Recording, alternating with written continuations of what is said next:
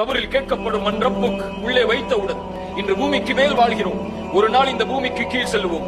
இன்று பூமியின் மண்பரப்புக்கு மேலே வாழ்வோம், நாளை ஒரு நாள் இந்த பூமிக்கு மண்பிறப்புக்கு கீழே செல்வோம். அப்போது மலக்கு கேட்பார், மன் ரப்புக், உன் இறைவன் யார்? யாரை வணங்கி வந்தாய்? உன்னிடத்திலே எவ்வளவு செல்வம் இருந்தது? கேட்க மாட்டார்கள். உன்னிடத்திலே எவ்வளவு அழகு இருந்தது? கேட்க மாட்டார்கள். உன்னிடத்திலே எவ்வளவு வசதி இருந்தது? என்ன கல்வி இருந்தது?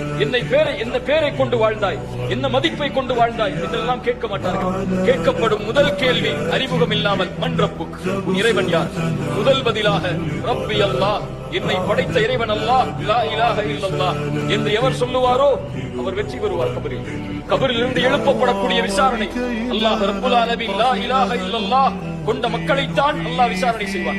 லா இலாஹ இல்லல்லாஹ், லா இலாஹ இல்லல்லாஹ் என்ற கலிமாவை ஒழியாத எவரையும் அல்லாஹ் விசாரணை செய்ய மாட்டான்.